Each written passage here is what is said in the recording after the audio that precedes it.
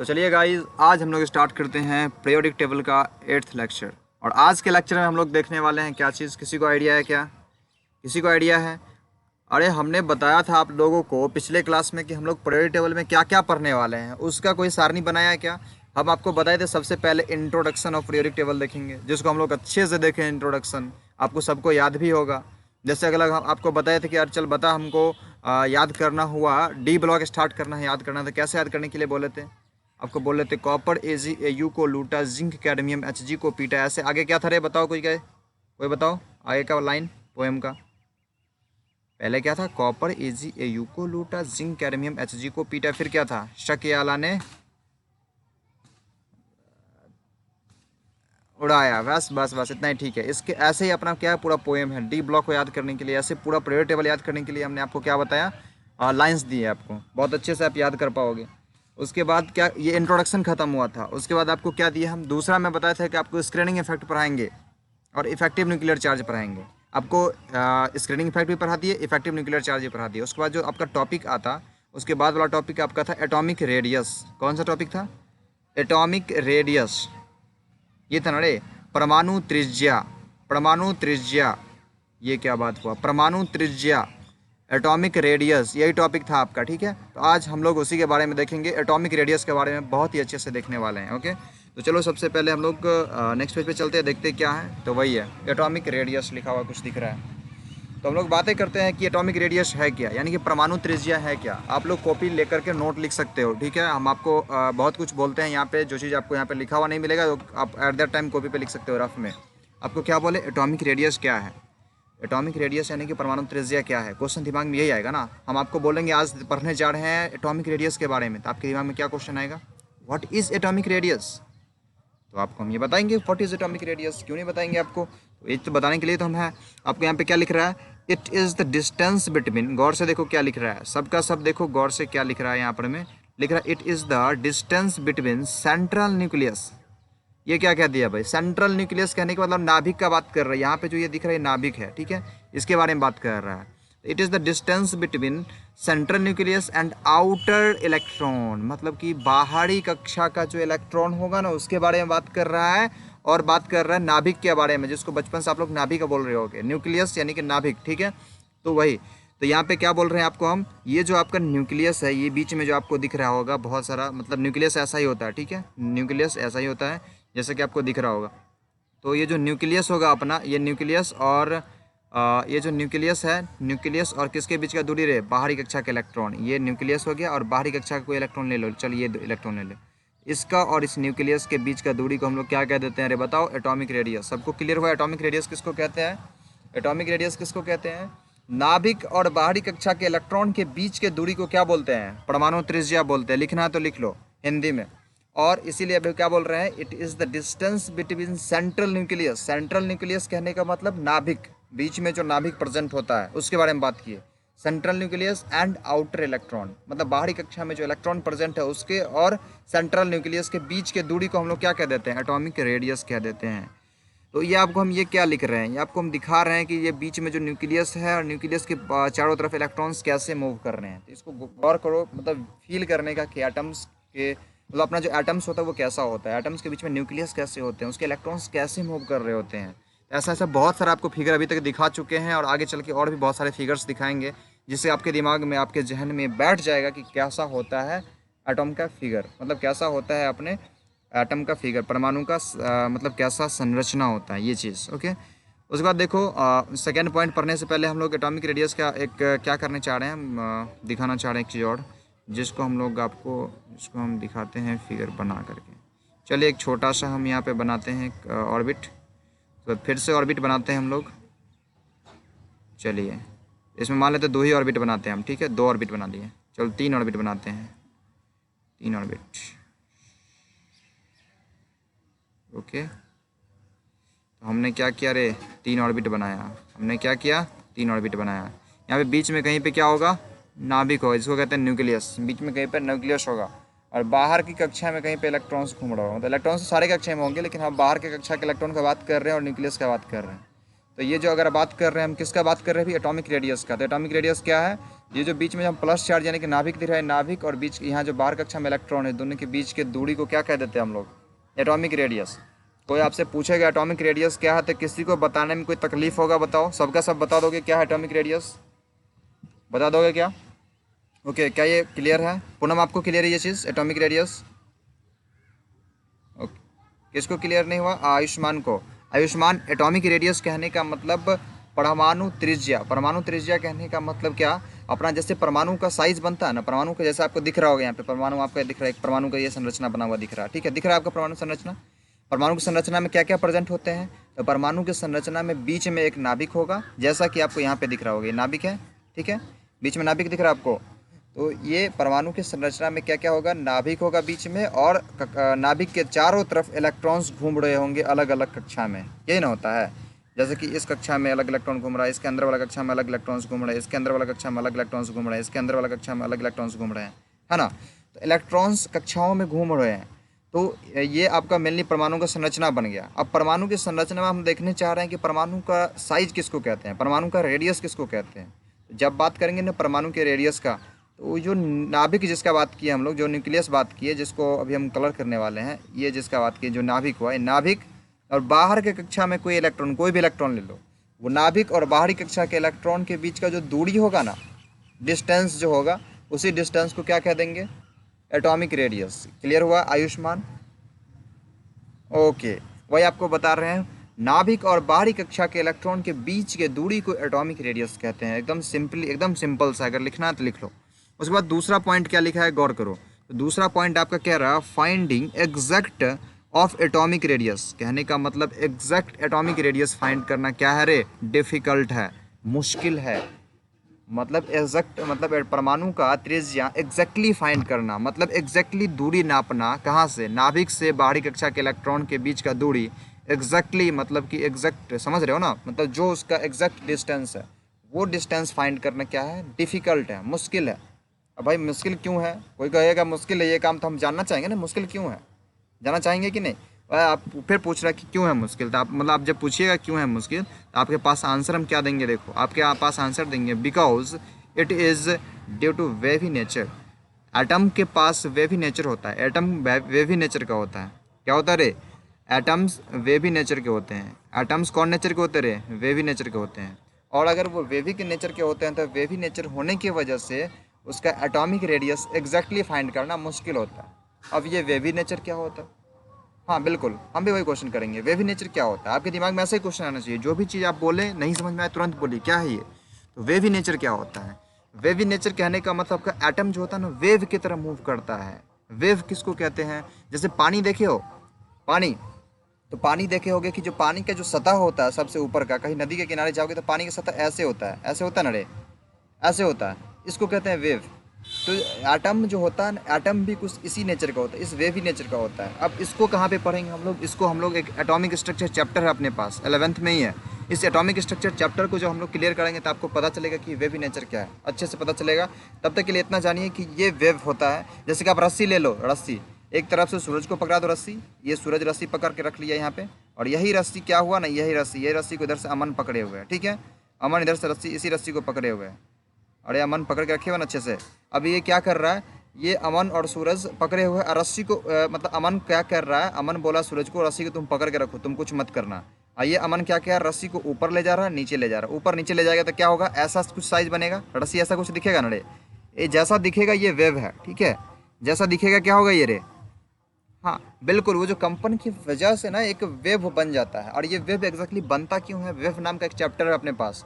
देखो मतलब सब कुछ पढ़ना है, जो भी आपके दिमाग में आएगा पूरा चैप्टर बना हुआ है। आपको बोले अभी ये वेवी नेचर का है, तो वेव नेचर कहाँ पढ़ेंगे? एटॉमिक स्ट्रक्चर में पढ़ेंगे। अब पढ़ेंगे यहाँ पे, सुने वेव, वेव ऐसा दिखता है। वेव ऐसा ही क्यों दिखता है ये भी आपको पढ़ना है। कहाँ पे पढ़ना है? ये आपके पास एक फिजिक्स में एक चैप्टर है, फिजिक्स का एक चैप्टर है वेव। वेव एक चैप्टर है फिजिक्स का, जिसमें आप इसको क्लियर करिएगा। 11th में ही ये चीज़ सब आपको पढ़ाएंगे सर लोग, ठीक है। आपको क्लियर हुआ वेवी नेचर क्या? वेवी नेचर कहने का मतलब वेव की तरह नेचर शो करता है एटम। क्लियर हुआ सबको? हाँ बोलिए। सेकेंड वाला का हिंदी हुआ परमाणु त्रिज्या का एग्जैक्ट वैल्यू फाइंड करना, एग्जैक्ट वैल्यू निकालना, एग्जैक्ट दूरी नापना। परमाणु त्रिज्या कहने का मतलब क्या? नाभिक और बाहरी कक्षा के इलेक्ट्रॉन के बीच का दूरी, ये ना बड़े। परमाणु त्रिज्या कहने का क्या मतलब? नाभिक और बाहरी कक्षा के इलेक्ट्रॉन के बीच का दूरी। और ये दूरी फाइंड करना ना, नाभिक और बाहरी कक्षा के इलेक्ट्रॉन के बीच का दूरी फाइंड करना ना मुश्किल होता है। नाभिक और क्या होता है रे? नाभिक और बाहरी कक्षा के इलेक्ट्रॉन के बीच का दूरी फाइंड करना ना मुश्किल होता है। किसके लिए मुश्किल होता है नाभिक और बाहरी कक्षा के इलेक्ट्रॉन के बीच का दूरी फाइंड करना? नाभिक और बाहरी कक्षा के इलेक्ट्रॉन के बीच का दूरी फाइंड करना मुश्किल किसके लिए होता है? किसके लिए? किसके लिए? हम लोगों के लिए मुश्किल है, एटम के लिए नहीं है। हम लोगों के लिए मुश्किल है। हम लोगों के लिए क्यों मुश्किल है नाभिक और बाहरी कक्षा के इलेक्ट्रॉन के बीच का दूरी फाइंड करना? हम लोगों के लिए इसीलिए मुश्किल है काहे कि परमाणु क्या करता है? वे भी नेचर शो करता है। क्यों मुश्किल है? काहे कि परमाणु क्या करता है? बोलो बोलो बोलो। वे भी नेचर शो करता है। अब क्लियर हो गया ये चीज सबको? कौन सा पॉइंट? दूसरा पॉइंट, द्वारा डायल किया गया नंबर। वेवी नेचर ना, वेवी नेचर कहने का मतलब वेव की तरह नेचर शो करता है, वेव की तरह दिखता है। ठीक है, एटम्स जो होते हैं ना वेव की तरह बिहेव करते हैं। अब एटम वेव की तरह क्यों बिहेव करते हैं? अब एटम वेव की तरह क्यों बिहेव करते हो तो आगे पढ़ेंगे हम लोग। सब कुछ तो अभी पढ़ेंगे नहीं। सब कुछ अभी क्यों नहीं पढ़ेंगे? क्योंकि सब कुछ अगर अभी पढ़ना चालू करेंगे तो नहीं ये चैप्टर खत्म होगा, नहीं वो चैप्टर खत्म होगा। तो आपके पास एक ये सस्पेंस दिमाग में रहेगा कि हम लोग को ये चीज़ जो है ना अगला चैप्टर जो पढ़ाने वाले उस चैप्टर में क्लियर होगा। क्या क्लियर होगा अगले चैप्टर में? कि अपना वेवी नेचर क्या होता है और एटम जो है वेवी नेचर क्यों शो करता है, ये भी क्लियर होगा। एटम के पास ना, परमाणु का ना दो नेचर होता है। आप आगे जाकर के पढ़ोगे। डी ब्रोगली का नाम सुने हो? डी ब्रोगली का वेवी नेचर होता है, ड्यूअल नेचर। ठीक है, ड्यूअल नेचर होता है एटम के पास। ठीक है, एटम के पास ड्यूअल नेचर मतलब ये दोगला होता है। दोगला होता है कहने का मतलब ये दो गुण शो करता है। ये पार्टिकल नेचर भी शो करता है और कौन सा नेचर शो करता है? वेवी नेचर भी शो करता है। ये पार्टिकल की तरह भी काम करता है और वेव की तरह भी काम करता है। अब एटम वेव की तरह काम करेगा तो कैसा करेगा वो भी हम पढ़ेंगे एटॉमिक स्ट्रक्चर में। एटम अगर पार्टिकल की तरह काम करेगा तो कैसा करेगा वो भी पढ़ेंगे हम लोग। कहाँ पे? एटॉमिक स्ट्रक्चर में। वेवी नेचर कहने का मतलब बस अभी इतना समझ लो, वेवी नेचर कहने का मतलब अपना परमाणु जो है ना वेव की तरह दिखेगा, वेव की तरह काम करता हुआ दिखेगा। समझ में आया क्या? वेवी नेचर मतलब वेव की तरह। अब वेव क्या होता है आपको बता दिए। वेव क्या होता है बताए ना रे? वेब जैसे कि इधर के बोले कि एक रस्सी पकड़ लो, एक तरफ से अमन पकड़ लिया, एक तरफ से आयुष्मान पकड़ लिया। आयुष्मान बोला अमन को क्या? आयुष्मान अमन को बोला अरे तुम रस्सी सीधे पकड़ के रखोगे, तुम कुछ मत करोगे। आयुष्मान अमन को बोला, अमन अपना सीधे से पकड़ के खड़ा है चुपचाप। और उधर से आयुष्मान क्या कर रहा है? रस्सी को ऊपर नीचे कर रहा है। अब भाई रस्सी तो लंबा है तो क्या होगा? रस्सी एक ऐसा शेप बनाएगा, रस्सी ऐसा शेप बनाएगा, ऐसा शेप। ये जो शेप दिख रहा है ना ये वेव है। ठीक है, तो ऐसा नेचर शो करता है अपना क्या? एटम। ये क्लियर हुआ point? Ayushman clear? Is it clear wavy nature? Okay, अब हम लोग आगे बढ़ते हैं। एटॉमिक रेडियस भी सबको क्लियर होगा। एटॉमिक रेडियस किसको बोले? तो एटॉमिक रेडियस हम बोले, एटॉमिक रेडियस किसको बोले रे बताओ कोई? एटॉमिक रेडियस बोले नाभिक, हाँ बीच की दूरी। तो अब बिल्कुल बिल्कुल सबको क्लियर हो गया आई थिंक। अब हम लोग क्या करते हैं? हम लोग आगे कंटिन्यू करते हैं। आगे आपके पास क्या है? एटॉमिक रेडियस डिपेंड्स ऑन, कहने का मतलब क्या? एटॉमिक रेडियस यानी कि परमाणु का जो साइज़ है, परमाणु का जो साइज़ है, परमाणु का जो त्रिज्या है किस किस चीज़ पे डिपेंड करता है? तो वही कह रहा है एटॉमिक रेडियस डिपेंड्स अपॉन और it is find out from. कहने का मतलब ये किस किस चीज़ पे डिपेंड करता है या किसके किसके मदद से फाइंड किया जा सकता है, किसके किसके मदद से एटॉमिक रेडियस निकाला जा सकता है वो लिख रहा है। ठीक है, तो देखो किसके किस पे डिपेंड करता है, सब गौर से देखना। तो सबसे पहला चीज़ नेचर ऑफ बॉन्डिंग पे डिपेंड करता है। किस पे रे? बॉन्डिंग के नेचर पे। कहने का क्या मतलब हुआ रे? कहने का क्या मतलब हुआ? अरे एगो तुमको मतलब देखो, अगर आपके पास एगो एटम दे दिया तो एगो एटम में क्या करोगे? न्यूक्लियस और बाहरी कक्षा के इलेक्ट्रॉन के बीच का दूरी नाप लेगा, ये ना होगा? एगो एटम देगा तब ना। अब आप एगो मॉलिक्यूल दे देगा तो मतलब ये सिर्फ ऑक्सीजन का मान लेते हैं। अब कोई आपको दे देते हैं हम किसका? कोई आपको हम दे देते हैं कि O2 का दे देते हैं। O2 मॉलिक्यूल है और बोलेंगे क्या करेंगे? O2 का क्या निकालो तुम? एटॉमिक रेडियस निकालो। कैसे निकालोगे भाई? तो इसका मतलब O2 का एटॉमिक रेडियस निकालने के लिए तुमको क्या करना पड़ेगा? मतलब इसके बॉन्डिंग के नेचर को समझना पड़ेगा कि यहाँ पे बॉन्डिंग कैसा हुआ। और जब यहाँ पे बॉन्डिंग कैसा हुआ पता चलेगा तब आप यहाँ पर क्या निकाल सकते हो? एटॉमिक रेडियस आसानी से निकाल सकते हो। ठीक है, तो क्या सब लोग ये चीज़ सुन पा रहे हो और समझ पा रहे हो? और ये बाकी अभी बस इतना ही रहने दो, इसको ज़्यादा दिमाग में नहीं रखना। जिसको पल्ले पड़ा और नहीं पड़ा तो कोई दिक्कत नहीं, अभी जस्ट पल्ले पड़ेगा क्या कि हम लोग उस पर ही बात करने वाले। क्या चीज़? हाँ, नेचर ऑफ बॉन्डिंग देखो नेचर ऑफ बॉन्डिंग अपना टॉपिक ही है। देखो नेचर ऑफ बॉन्डिंग के बारे में पढ़ेंगे। क्या कर रहे हैं यहाँ पे, बोले आपको क्या नेचर ऑफ बॉन्डिंग के मतलब एटॉमिक रेडियस जो है अपना नेचर ऑफ बॉन्डिंग पे कैसे डिपेंड करता है, पूरे अच्छे से पढ़ना है, ठीक है। और आज ही पढ़ना है उसको, ठीक है, तो टेंशन नहीं लेने का। और आगे ऑक्सीजन वाला बताते हैं। अगर आपका सिंपल एक ऑक्सीजन का बात करेंगे, ठीक है, ऑक्सीजन का कितना है एटॉमिक रेडियस, तो क्या करोगे, ऑक्सीजन का तुम परमाणु देखोगे, तो ऑक्सीजन का परमाणु कैसा होगा, ऑक्सीजन का परमाणु कुछ ऐसा बना हुआ होगा ना। अब क्या करोगे, बाहरी कक्षा के इलेक्ट्रॉन और इसके बीच का दूरी नाप लेगा, आराम से निकल जाएगा इसका दूरी। लेकिन जब बात करेंगे O2 का, देखो ये भी ऑक्सीजन, ये भी ऑक्सीजन, यहाँ एक ऑक्सीजन, यहाँ दो ऑक्सीजन। अब O2 का करने का बात करेंगे तो बोलेंगे O2 कैसे अटैच्ड है, मतलब O2 के बीच का बॉन्डिंग, ऑक्सीजन और ऑक्सीजन के बीच का बॉन्डिंग, दो ऑक्सीजन है ना, दो को ऑक्सीजन के बीच में डबल बॉन्ड बनता है, ठीक है। यहाँ पे हम देखेंगे दो ऑक्सीजन के बीच में डबल बॉन्ड बना, तो इसका अपना अगर हम बात करेंगे रेडियस निकालने के लिए तो कैसे निकालेंगे, इसका निकालने के लिए अपना पता होना चाहिए इसका नेचर ऑफ बॉन्डिंग, मतलब इसका बॉन्डिंग कैसा हुआ। जैसे यहाँ पर डबल बॉन्ड हुआ ना, डबल बॉन्ड हुआ, यहाँ पे बॉन्डिंग कैसा हुआ, और बॉन्डिंग कैसा अगर वैसा है तो इसमें ऐसा एटॉमिक रेडियस होगा, ठीक है। तो ये सारा कुछ यहाँ पे क्लियर होगा, ठीक है। और बाकी इसमें ज़्यादा दिमाग नहीं रखना, जैसे कि O का ऐसे निकालो तो O2 का कैसे निकलेगा, बस यही क्वेश्चन है। अब O2 का कैसे निकलेगा ये आपको आज क्लास में क्लियर होगा, ठीक है। अब बात करते हैं हम लोग किसका, मल्टीपल बॉन्ड का। तो उसके बाद मल्टीपल बॉन्ड का जब बात करते हैं तो मल्टीपल बॉन्ड का भी पढ़ने वाले नहीं हम लोग, बस जानो कि मल्टीपल बॉन्ड की वजह से भी एटॉमिक रेडियस से फ़र्क पड़ता है। कहने का मतलब अगर सिंगल बॉन्ड है तो उसका अपना बॉन्डिंग का मतलब एटॉमिक रेडियस अलग होगा, डबल बॉन्ड है तो उसका एटॉमिक रेडियस अलग होगा, ट्रिपल बॉन्ड है तो उसका एटॉमिक रेडियस अलग होगा, ठीक है। तो मल्टीपल बॉन्ड पे भी डिपेंड करता है। मल्टीपल बॉन्ड कहने का मतलब अलग अलग बॉन्डिंग, ठीक है। अब बात करते हैं उसके बाद वाला ऑक्सीडेशन स्टेट और रिडक्शन। ऑक्सीडेशन और रिडक्शन पे भी फ़र्क पड़ता है। ऑक्सीडेशन और रिडक्शन क्या होता है और ये क्या होता है, ये दो चीज़ हमको पल्ले नहीं पड़ा। मल्टीपल बॉन्ड नहीं पल्ले पड़ा और ऑक्सीडेशन रिडक्शन पल्ले नहीं पड़ा, मैंने पढ़ा किसी को पल्ले, बिल्कुल। ये सारा का सारा आपको हम अरे ऑक्सीकरण और अपकरण इसका हिंदी होता है, जो आपको पता चल जाएगा आगे चल के, ठीक है। बस इतना जानो कि अभी आपको ये दोनों पल्ले नहीं पढ़े, दोनों को हम लोग बहुत डिटेल में पढ़ने वाले हैं। और अभी हम लोग क्या किसको पढ़ने वाले हैं, अभी हम बस पहला पॉइंट को पढ़ेंगे, ठीक है।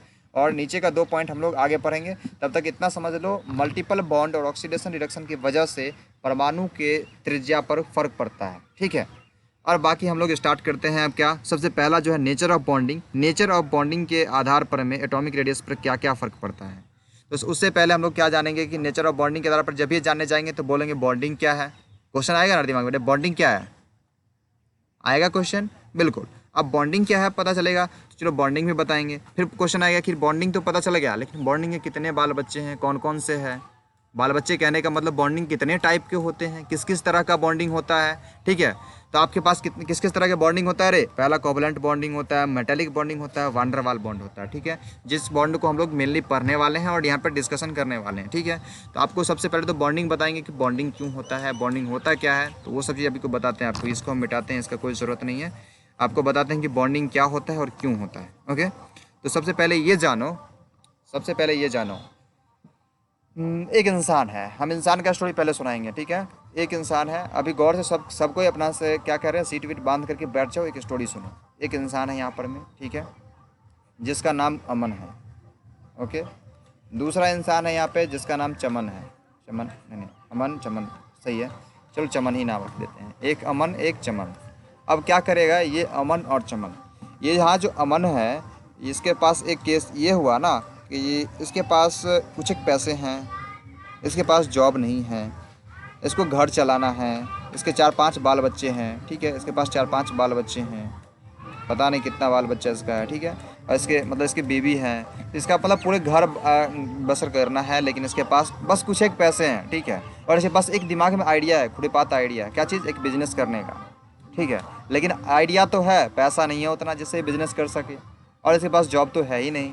तो क्या करेगा, बिजनेस करना चाहता है, मतलब ये अनस्टेबल घूम रहा है, ठीक है। मतलब इसके पास तो पैसे बहुत कम हैं, घर चलाना है, कितना प्रेशर होगा सोचो, अमन के पास कितना प्रेशर होगा। और सेम टू सेम प्रेशर चमन के पास भी है, इसके पास भी कम पैसे हैं, जिसको बिजनेस कर सकता है, दिमाग में आइडिया भी है, और इसके बाल बच्चे भी बहुत सारे हैं जिनका घर वर चलाना है, ठीक है। लेकिन इसको क्या करना है, लेकिन इसको बिजनेस करना है, लेकिन इसके पास उतने पैसे नहीं कि बिजनेस करे। एक बार की बात है, जब अमन और चमन दोनों पहुँचे कहाँ पे, अमन और चमन दोनों एक चाय के टपड़ी पे पहुँचे जहाँ पे चाय बेच रहा था चाय वाला, ठीक है। चाय वाला अपना चाय बेच रहा था। तो अमन और चमन जब दोनों पहुँचा चाय वाली टपड़ी पे, तो देखो क्या हुआ सो, अमन सोचा सोचा, सुन रहे हो सब लोग, सब लोग सुन रहे हो? तो देखो, अमन क्या किया, अमन आराम से बैठा हुआ था, चमन दोनों बैठ करके चाय अपना पी रहा था। तो चमन को रहा नहीं गया, चमन से रहा नहीं गया, चमन का एकदम फ्रस्ट्रेशन हाई हो गया। चमन अपना बोलना चालू कर दिया इसको, अमन को। चमन क्या बोल रहा है अमन को, देख भाई मेरा ऐसा ऐसा है, मतलब भगवान सुनते ही नहीं है मेरा, देखो पैसा इतना कम है, जॉब तो गया हुआ है, बस मेरे दिमाग में एक खुरेपात आइडिया है जिससे बिजनेस कर सकते हैं, लेकिन कुछ हो ही नहीं रहा है। तो अमन को ये सूझा, अरे इसका तो मेरा वाला कंडीशन है, मेरे पास भी तो पैसे हैं, मतलब थोड़े से बिजनेस कर सकते हैं, मेरे बाल बच्चे को घर वर चलाना है, लेकिन मतलब मेरे पास भी जॉब नहीं है। तो अमन क्या दिमाग लगाया, अमन दिमाग लगाया, अरे इसके पास जो पैसा है ना, इसके साथ मिल करके हम दोनों पैसा मिल बांट करके एक दूसरे के साथ और पार्टनरशिप में क्या कर लेते हैं, पार्टनरशिप में एक क्या कर लेते रे, बिजनेस खड़ा कर लेते हैं। तो पार्टनरशिप में एक दोनों क्या कर लिया, बिजनेस खड़ा कर लिया और दोनों अपना घर गुजर बसर कर रहा है एक साथ रह करके, ठीक है। मतलब एक दूसरे के साथ बॉन्डिंग कर लिया, बॉन्डिंग कर लिया कहने का मतलब एक दूसरे के साथ रिलेशन बना लिया। कैसा रिलेशन, पार्टनरशिप वाला, पार्टनरशिप वाला रिलेशन बनाया ना रे। एक तरह से बिजनेस में भाई भाई का बात कर रहा है, ठीक है। अमर और चमन बिजनेस में भाई भाई वाला बात कर रहा है। तो यहाँ पे दोनों एक दूसरे के साथ बॉन्डिंग करके और स्टेबल हो गया। पहले क्या था, अनस्टेबल था, अस्थाई था, इधर उधर भटकता फिर रहा था अपना घर गुजर बसर करने के लिए। लेकिन जब ये इसके पास ये चमन से भेंट हुआ अमन का, तभी से दोनों क्या कर लिया, एक दूसरे के साथ बॉन्डिंग कर लिया, दोनों अपना एक साथ बिजनेस चला रहा है, एक ही बिजनेस को दोनों अपना चला रहा है। समझ में आया क्या? दोनों अस्थाई होने के लिए क्या किया, एक दूसरे के पैसे का साझेदारी कर लिया, क्या नड़े, एक दूसरे के पास पैसे का क्या किया, साझेदारी किया, साझेदारी किया ना। ये बोला कि तू भी पैसे दे, हम भी पैसे देते हैं, दोनों मिल करके बिजनेस खड़ा करते हैं, और दोनों मिलकर बिजनेस खड़ा किया, दोनों का घर एकदम अच्छे से चल रहा है, ठीक है। तो यहाँ पे समझ में आया क्या हुआ, एक बॉन्डिंग कैसे हुआ, समझ में आया, बॉन्डिंग कैसे हुआ, समझ में आया बच्चा? ओके। अब यहाँ पे देखो, यहाँ पे बॉन्डिंग हुआ क्यों, सबको समझ में आया बॉन्डिंग क्यों हुआ यहाँ पे? अस्थाई होने के लिए। अमन और चमन दोनों बेचैन थे, दोनों अस्थाई होने के लिए क्या कर लिया, एक दूसरे के साथ बॉन्डिंग कर लिया, बंधन बना लिया, बनाया ना। तो वैसे ही यहाँ पे एटम के बीच में भी बंधन बनता है, और एटम के बीच में बंधन क्यों बनता है रे, अस्थाई होने के लिए। जैसे यहाँ पे अस्थाई होने के लिए बनता था, वहाँ पे भी अस्थाई होने के लिए बनेगा। तो आपके दिमाग में ये क्वेश्चन आएगा, क्या एटम्स अस्थाई थे, क्या परमाणु अस्थाई थे जो अस्थाई होने के लिए बॉन्डिंग बनाया? यहाँ पे तो अमन और चमन को घर चलाना था, तो ये तो अस्थाई था ही बच्चा, इसके पास तो पैसे ही नहीं थे, कैसे ये तो घर चलाना था, ठीक है। तो वैसे ही आपके दिमाग में ये भी क्वेश्चन है, क्या एटम्स अस्थाई हैं, क्या परमाणु अस्थाई है जो म्यूचुअल शेयरिंग करके बॉन्डिंग बनाएंगे? जी बिल्कुल, यहाँ पे आपको ये भी क्लियर होगा। चलो आगे हम, अब इतना क्लियर हुआ, अब हम लोग चलते हैं नेक्स्ट पेज पे। ये स्टोरी सबको याद रहेगा, पहले ये बताओ, ये स्टोरी सबको याद रहेगा ना? किसी को कोई दिक्कत है अमन और चमन का स्टोरी में? अमन और चमन का स्टोरी सबको याद रहेगा? Okay okay okay okay. अब हम लोग क्या करते हैं, प्रोसीड करते हैं। प्रोसीड क्या करते हैं, सबसे पहले इसमें जो 3 बॉन्ड बताए हम, कोवलेंट बॉन्ड, मेटालिक बॉन्ड और वांडरवाल बॉन्ड। हाँ जी बोलिए। ओके, तो आपको वीडियो देख लीजिएगा तब तक के लिए, और तब तक के लिए आप बॉन्डिंग समझिए, ठीक है। आपको वो भी क्लियर हो जाएगा जो भी हम स्टोरी सुनाए थे ना, ये स्टोरी सुनाए थे मेनली, ये स्टोरी आपको कहाँ से क्लियर होगा, जब हम कोवलेंट बॉन्ड बताएंगे तो। क्योंकि हम लोग मेनली कोवलेंट बॉन्ड ही बता रहे थे आपको, लेकिन स्टोरी के माध्यम से बता रहे थे, ठीक है। आगे चलते हैं नेक्स्ट पेज पे, क्या है सो देखिए। नेक्स्ट पेज पे आपका है कोवलेंट बॉन्ड नाम का टॉपिक, कि ये कोवलेंट बॉन्ड है क्या, मतलब कोवलेंट रेडियस है मेनली, कोवलेंट रेडियस का बात करेंगे हम लोग, क्या कि रेडियस का बात कर रहे हैं ना, हम लोग रेडियस निकालना सीख रहे हैं, एटॉमिक रेडियस। तो यहाँ पे कोवलेंट रेडियस निकालना है। तो कोवलेंट रेडियस निकालने के लिए सबसे पहले हमको जानना होगा किसको, कोवलेंट बॉन्ड को। किसको जानना होगा रे, कोवलेंट बॉन्ड को। लेकिन ये कोवलेंट बॉन्ड है क्या, किसको कहते हैं? इसका नाम अगर सुने भी होगे हिंदी में, तो इसका नाम सुने होगे, देखो क्या अभी हिंदी में नाम लिख लो सबका सब, इसका हिंदी नाम होगा सहसंयोजक बंधन। क्या होगा रे, सहसंयोजक बंधन। क्या होगा, बोलो बोलो बोलो, सहसंयोजक बंधन। Very good. तो यहाँ पे हम लोग कोवलेंट मतलब बंधन का बात कर रहे हैं, मतलब कोवलेंट रेडियस का बात कर रहे हैं, सहसंयोजक बंधन का बात कर रहे हैं।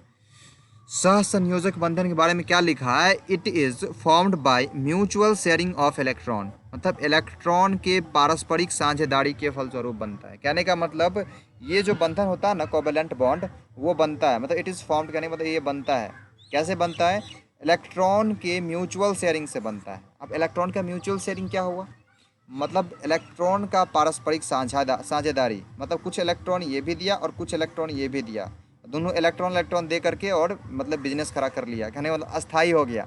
कुछ इलेक्ट्रॉन मतलब एक ए कंपाउंड है, दूसरा बी है, मतलब ए एटम है बी एटम है, ए कुछ इलेक्ट्रॉन दिया और बी कुछ इलेक्ट्रॉन दिया और दोनों एक दूसरे के साथ मिल करके अस्थायी हो गया। जैसे यहाँ पे क्या हुआ था अमन और चमन के बीच में, अमन कुछ पैसा दिया और चमन कुछ पैसा दिया, ठीक है, और दोनों एक दूसरे के साथ मिलकर बिजनेस खड़ा कर लिया, मतलब अस्थायी हो गया। वैसे यहाँ पे क्या हो रहा है, ए कुछ दे रहा है और बी कुछ दे रहा है, मतलब ए कुछ इलेक्ट्रॉन दे रहा है, बी कुछ इलेक्ट्रॉन दे रहा है और एक दूसरे के साथ मिल करके क्या कर लिया रे, अस्थायी हो गया, एक दूसरे के साथ मिल के अस्थायी हो गया। सबको क्लियर हो रहा है ये चीज़, सबको ये स्टोरी क्लियर हो रहा है। ये वैसा ही स्टोरी है जैसा अमन और चमन का बात है, वैसा ही स्टोरी यहाँ पर भी है, ठीक है। अब यहाँ पे एक चीज़ और क्लियर करते हैं आपको हम, यहाँ अगर म्यूचुअल शेयरिंग ऑफ इलेक्ट्रॉन का बात कर रहा है तो मतलब आपके पास ये दिमाग में क्यूरियोसिटी होगा इसका हिंदी जानने, आपका जो इसको हिंदी जानने का क्यूरियोसिटी होगा तो इसका हिंदी अगर लिखना है तो लिखो फटाक से, सब लोग लिखो वैसा बंधन, लिखो वैसा बंधन जो इलेक्ट्रॉन के पारस्परिक साझेदारी के फलस्वरूप बनता है, इलेक्ट्रॉन के पारस्परिक साझेदारी के फलस्वरूप बनता है, उसे सहसंयोजक बंधन कहते हैं। पारस्परिक साझेदारी, पारस्परिक साझेदारी, पारस्परिक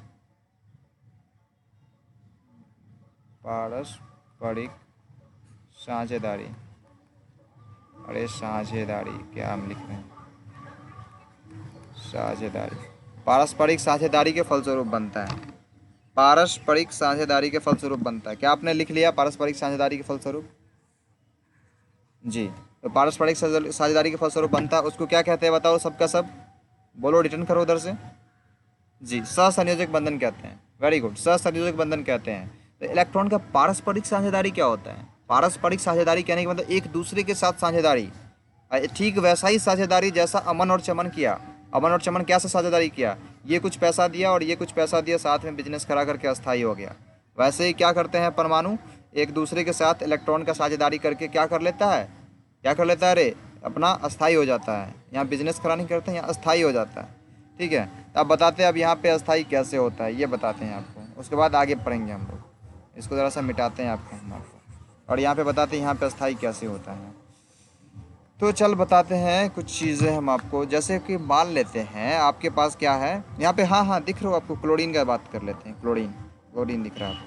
क्लोरीन से पहले हमको मन कर किसी और का बात करें, चल ठीक है क्लोरीन है तो क्लोरीन का ही बात कर लेते हैं। तो क्लोरीन का जब हम लोग बात करेंगे तो क्या बात करेंगे बताओ। देखो क्लोरीन के पास, अच्छा Cl2 जानते हो, Cl2 जानते हो ना, Cl2 क्लोरीन का मतलब दो क्लोरीन मिल करके एक बॉन्ड बना करके Cl2 बना हुआ था, जो कि बहुत जगह आपको देखने को मिलता है। यहाँ पे कैसे बॉन्डिंग होता है, अगर इसका बॉन्डिंग आपको दिखा दिया होता किताब में Cl। अब ऐसा क्यों होता है, ये कौन सा बंधन है, ये जो बॉन्डिंग है कौन सा बॉन्डिंग है, ये जानना ज़रूरी है। चलो उसको आज जानते हैं। तो बॉन्डिंग कैसे होता है इसको जानने के लिए हम लोग इलेक्ट्रॉन को जानते हैं। तो पहले जानते हैं क्लोरीन को इलेक्ट्रॉन का ज़रूरी है या इलेक्ट्रॉन निकालेगा क्लोरीन। चलो क्लोरीन का इलेक्ट्रॉनिक विन्यास लिखो। क्लोरीन का परमाणु संख्या कितने रे, 17। इलेक्ट्रॉनिक विन्यास बहुत ज़रूरी है, ठीक है। तब तक के लिए ऐसे ही याद कर लो 20-25 को इलेक्ट्रॉनिक विन्यास, बाकी आपको हम बताएंगे बाद में, इसी चैप्टर में पढ़ाने वाले इलेक्ट्रॉनिक विन्यास के बारे में। तो देखो को 17 इसका क्या हो गया, इलेक्ट्रॉनिक मतलब एटॉमिक नंबर। अब इसका हम लोग इलेक्ट्रॉनिक विन्यास लिखते हैं तो क्या लिखेंगे रे, 1s2 2s2 2p, बताओ बताओ बताओ, 2p 3s2 3p 3p रे, वेरी गुड। अब देखो गौर से देखो, इसके पास इलेक्ट्रॉन पड़ गया, एस के पास 2 इलेक्ट्रॉन चाहिए था, 2 इलेक्ट्रॉन हो गया। इस एस के पास 2 इलेक्ट्रॉन चाहिए, 2 इलेक्ट्रॉन हो गया। इस पी के पास कितना इलेक्ट्रॉन चाहिए, 6 चाहिए तो 6 हो गया। इस एस के पास 2 इलेक्ट्रॉन चाहिए, 2 हो गया। लेकिन इस पी के पास कितना इलेक्ट्रॉन चाहिए था, 6 गो इलेक्ट्रॉन चाहिए था, लेकिन इसके पास क्या गो इलेक्ट्रॉन है बताओ रे, 5 गो इलेक्ट्रॉन है। मतलब इसको अगर 1 इलेक्ट्रॉन हम दे देते हैं तो क्या हो जाएगा रे, ये फुलफिल हो जाएगा। मतलब पी क्या हो जाएगा, पी फुलफिल हो जाएगा। पी के पास 5 इलेक्ट्रॉन हो गया, 5 इलेक्ट्रॉन है। यहाँ पे 1 इलेक्ट्रॉन हम अगर दे देते हैं यहाँ पर में, तो ये क्या हो जाएगा, अस्थाई हो जाएगा, क्लोरीन अस्थाई हो जाएगा। अब क्लोरीन अस्थाई क्यों होगा, तो क्लोरीन अस्थाई इसीलिए होगा क्या है कि अगर इस क्लोरीन को 1 इलेक्ट्रॉन मिल जाता है तो ये इसका जो इलेक्ट्रॉनिक कन्फिग्रेशन होगा आर्गन वाला हो जाएगा। क्या कि आर्गन के पास 18 इलेक्ट्रॉन होते हैं। आर्गन जानते हो ना रे, आर्गन आप लोग पीरियोडिक टेबल में पढ़ाए थे आर्गन के बारे में। अब ये जो आर्गन होता है सबसे लास्ट वाले ग्रुप में होता है, कौन से ग्रुप में होता है बताओ कोई, 8A में, 8A में आर्गन आया था, याद है रे सूरज, याद है 8A में आर्गन आया था। तो आर्गन जो होता है क्या होता है, अक्रिय गैस होता है। अक्रिय गैस किसको बोले थे रे, औकड़िया गैस किसको बोलते बताए थे ना, राजा महाराजा को औकड़िया गैस बोले थे, बताए थे ना रे। सेम टू सेम वैसा ही राजा महाराजा जिसके पास अथाह पैसे हैं, ये आराम से सुकून से सोए हुए हैं आराम से, ठीक है। तो मतलब अक्रिय है, इसको कोई काम धाम करने का कोई ज़रूरत नहीं है, ये स्टेबल है। तो मतलब क्लोरीन को अगर एक इलेक्ट्रॉन मिल जाए तो वो अस्थाई बन जाएगा, राजा महाराजा बन जाएगा रे। समझ में आया रे। तो क्लोरीन को एक इलेक्ट्रॉन चाहिए तो क्या करेगा, क्लोरीन भटकता फिर रहा होगा एक इलेक्ट्रॉन ढूंढने के लिए, भटक रहा होगा ना रे। बताओ सबका सब एक इलेक्ट्रॉन ढूंढने के लिए भटक रहा होगा। क्या ये सबको क्लियर है, क्या ये सबको क्लियर है, एक इलेक्ट्रॉन ढूंढने के लिए भटक रहा है। अब एक चीज़ देखो यहाँ पर में बाहरी कक्षा का इलेक्ट्रॉन, तीसरा कक्षा है ये, बाहरी कक्षा मतलब तीसरा कक्षा, तीसरा कक्षा में कितना इलेक्ट्रॉन है, काउंट करो, 7 इलेक्ट्रॉन है। देखो यहाँ पे 7 इलेक्ट्रॉन को हम रखे हुए हैं, इस क्लोरीन के पास 7 इलेक्ट्रॉन होगा, 2 गो 2 गो 4 गो 2 6 गो और एक 7 गो, 7 गो इलेक्ट्रॉन है। अब ये क्लोरीन क्या कर रहा होगा, एक इलेक्ट्रॉन खोज रहा होगा। वैसे एक दूसरा क्लोरीन था, मतलब देखो दोनों चाय के टपरी में मिलेगा, जैसे अमन और चमन मिला था, ऐसे ही एक दूसरा क्लोरीन है जिसके पास 7 बाहरी कक्षा के इलेक्ट्रॉन है और भटक रहा है क्या चीज़ के लिए, एक इलेक्ट्रॉन ढूंढ करके आर्गन बनने के लिए। तो क्या किया, दोनों क्लोरीन ये मिला, क्लोरीन मिल रहा कह रहा है कि भैया ऐसे तो हम लोग मिलेंगे नहीं, ऐसे तो हम अस्थाई बन नहीं पाएंगे, ऐसे तो हम राजा महाराजा बन नहीं पाएंगे। काम करते हैं, तू अपना इलेक्ट्रॉन हमको दे, हम अपना इलेक्ट्रॉन तुमको देते हैं। पहले क्या क्या पता है, पहले आकर के चालाकी कर रहा है कौन, क्लोरीन पता है, ये क्लोरीन अमन का है और ये क्लोरीन चमन का है। नहीं मान लेते ये अमन का है क्लोरीन, ये रविकांत मतलब ये चंद्रकांत का क्लोरीन है, चंद्रकांत का, ये रविकांत का और ये चंद्रकांत का क्लोरीन है। तो ये मतलब ये अरे अमन है ना, अमन, अमन का जो क्लोरीन है ना, ये क्या करता है, बदमाशी बताते हैं, अमन का क्लोरीन है वो कहता है अरे हमको तो एक इलेक्ट्रॉन चाहिए ही आर्गन बनने के लिए, राजा महाराजा बनने के लिए। तो क्या करते हैं ना, चंद्रकांत से क्लोरीन मांग लेते हैं, गया मतलब एक इलेक्ट्रॉन जा करके चंद्रकांत वाले क्लोरीन को कहता है भैया तू अपना एक इलेक्ट्रॉन दे दे। तो चंद्रकांत क्या कहता है बताएं, चंद्रकांत कहता है क्या चालाकी करने आए हो मेरे साथ, मारेंगे थप्पड़ भागी जाओगे। चंद्रकांत कहता है ना ना तू अपना ही एक इलेक्ट्रॉन हमको दे दे, तो अपना एक इलेक्ट्रॉन दे दे, हम लोग आर्गन बन के अपना स्थायी हो जाएंगे। तो कह रहा है नहीं नहीं ऐसे तो काम नहीं चलेगा। तो काम कैसे चलेगा, काम ऐसे चलेगा कि दोनों साथ में मिल जाते हैं और तुम मेरा इलेक्ट्रॉन तुम रख लो, तेरा इलेक्ट्रॉन हम रख लेते हैं। कहने का मतलब क्लोरीन और क्लोरीन साथ में रह करके ये इलेक्ट्रॉन इसका भी हो जाएगा, ये इलेक्ट्रॉन इसका भी हो जाएगा। इसके पास ऐसे इलेक्ट्रॉन होते हैं ना रे, ऐसे इलेक्ट्रॉन्स होते हैं ना, 7 इलेक्ट्रॉन हो गया, ठीक है, सबके पास 7 इलेक्ट्रॉन पूरा रे। देखो ये क्लोरीन अलग है जिसके पास 7 इलेक्ट्रॉन, इस क्लोरीन के पास अलग 7 इलेक्ट्रॉन। तो क्या किया ना, रविकांत चंद्रकांत का O2 भी लेंगे तो O2 का भी बॉन्डिंग तुरंत देखेंगे, O2 का भी बॉन्डिंग देखेंगे, कोई दिक्कत नहीं है। अभी देखो क्लोरीन का बॉन्डिंग, तो क्लोरीन का बॉन्डिंग में क्या हुआ बताते हैं। तो ये क्लोरीन क्या चाह रहा है, क्लोरीन चाह रहा है हमको एक इलेक्ट्रॉन मिल जाए, और ये भी क्लोरीन चाह रहा है हमको एक इलेक्ट्रॉन मिल जाए। तो क्या करेगा, ये कोई इलेक्ट्रॉन तो देगा नहीं, क्या ये भी चाह रहा है हमको इलेक्ट्रॉन मिले, अमन का भी क्लोरीन और रविकांत का भी क्लोरीन चाह रहा है कि हमको एक इलेक्ट्रॉन मिले। तो यहाँ पे हो क्या जाएगा, यहाँ पे होगा भैया ऐसे तो काम ना चली, काम कैसे चली, तो अपना इलेक्ट्रॉन हमको दे दो और मेरा इलेक्ट्रॉन तू भी रख ले। समझ में आया कैसे हुआ, समझ में आया। इसका इलेक्ट्रॉन ये भी रख रहा है और इसका इलेक्ट्रॉन ये भी रख रहा है, ठीक है। इसको और समझने के लिए इसमें से कुछ चीज़ हम मिटा देंगे तो समझ में आ जाएगा। देखो यहाँ पे समझ में आया इलेक्ट्रॉन कैसे रख रहा है, समझ में आया रे। इसका इलेक्ट्रॉन ये भी रख ले रहा है, ये भी इलेक्ट्रॉन रख ले रहा है इसका, और ये इलेक्ट्रॉन इसका भी रख ले, अष्टक पुर गया होगा। देखो अष्टक पुरना कहने का मतलब अस्थाई हो जाना। क्लोरीन के पास क्या गो इलेक्ट्रॉन था, 7 गो था, 8 गो पुड़ गया ना रे, मतलब अस्थाई हो गया, क्लोरीन अस्थाई हो गया। अब रे ये जो बॉन्डिंग हुआ ना, तो एक एक इलेक्ट्रॉन का बॉन्डिंग हुआ, एक इलेक्ट्रॉन ये दिया, एक इलेक्ट्रॉन ये दिया, एक एक इलेक्ट्रॉन का पारस्परिक साझेदारी हुआ। इसीलिए जब एक एक इलेक्ट्रॉन का साझेदारी होता है ना, तो उसके पास सिंगल बॉन्ड बनता है, सिंगल बॉन्ड बनता है। समझ में आया सिंगल बॉन्ड कैसे बना, इसीलिए ऐसा बॉन्डिंग इसका दिखता है। आपको समझ में आ गया अब ऐसा बॉन्डिंग क्यों दिखता है क्लोरीन क्लोरीन के बीच का, समझ में आया रे। अब ऐसे ही आपको समझ में आएगा, क्या चीज़ बताते हैं, ऐसे ही आपको समझ में आएगा ऑक्सीजन का डबल बॉन्ड क्यों होता है। ये भी क्वेश्चन आपको अभी तुरंत क्लियर होने वाला है। और आपको एक चीज़ हम क्वेश्चन दे देंगे घर से कंप्लीट करके आने के लिए कि नाइट्रोजन के पास 3 बॉन्ड क्यों बनता है। ये क्वेश्चन आप घर से करके आओगे, ठीक है। और इसमें तो हम लोग बहुत कुछ पढ़ने वाले थे, लेकिन हम लोग नेक्स्ट क्लास में पढ़ेंगे इस सब चीज़ को। पहले हम आपको ऑक्सीजन का बॉन्डिंग क्लियर करते हैं। ये सब देखो क्लियर आज पढ़ने वाले थे हम लोग, लेकिन कल पढ़ेंगे, ठीक है। ये सब हम लोग कल पढ़ेंगे। अब ये सब क्वेश्चन भी करेंगे कल हम लोग। तब तक के लिए अभी टाइम बनवाने वाला है।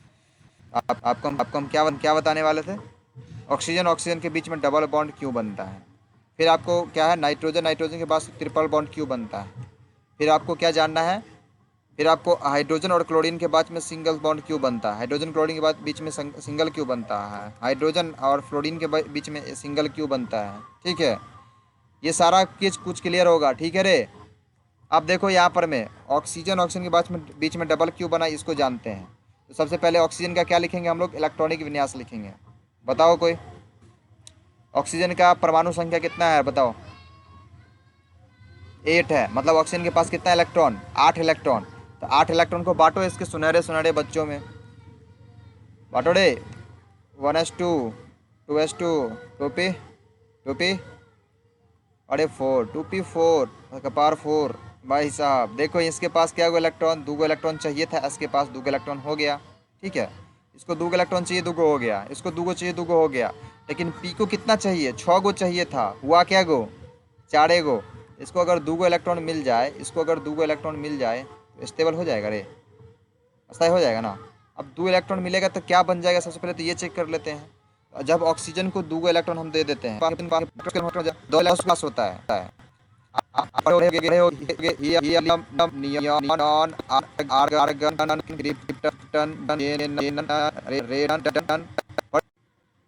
इस नियॉन के पास अपना 10 इलेक्ट्रॉन होता है, मतलब इस नियॉन को राजा महाराणा बनना चाहेगा। तो महाराजा बनने के लिए इसको क्या इलेक्ट्रॉन चाहिए, 2 इलेक्ट्रॉन चाहिए। तो वैसे ही एक ऑक्सीजन जिसके पास कितना इलेक्ट्रॉन है, बाहरी कक्षा में देखो क्या इलेक्ट्रॉन, 6 इलेक्ट्रॉन है। तो बाहरी कक्षा में 6 इलेक्ट्रॉन लेके टहल रहा है। वैसा ही दूसरा एक ऑक्सीजन है जो बाहरी कक्षा में 6 इलेक्ट्रॉन लेके घूम रहा है। अब ये कह रहा है कि हमको तू अपना 2 को दे दो, ये कह रहा तू अपना हमको 2 को दे दो। तो कहा ऐसे तो काम ना चली, क्या करो तुम अपना 2 को हमको दे दो और मेरा 2 को तू रख लो।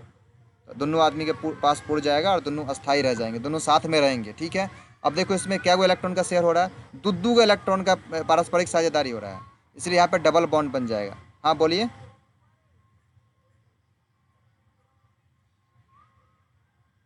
हाँ तो ऑक्सीजन के पास 8 को था ना, 8 को में क्या गो इलेक्ट्रॉन देंगे तो 10 पुड़ेगा।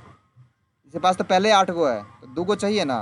तो ये 2 को, ये अपना 2 को इसको दे दिया, ये अपना 2 को इसको दे दिया। अब बोला कि दोनों साथ में रहेंगे, मेरे पास भी रहेगा तुम्हारे पास भी रहेगा, ठीक है। मतलब एक दूसरे के साथ साझेदारी कर लिया, होता है ना। हाँ बोलो, साझेदारी कर रहा है, साझेदारी कर रहा है। ऐसा नहीं है कि ये अपना दे दिया तो इसके पास ये नहीं है, ये इसका भी है और इसका भी है, क्या कि दोनों साथ में रह रहा है। हाँ बोलो। अभी 8 को पुड़ गया ना बाहरी कक्षा में, अरे तो बाहरी कक्षा में 8 को पुड़ गया ना, उसके अंदर में 2 इलेक्ट्रॉन तो रखा हुआ है ना। बाहरी कक्षा में 8 को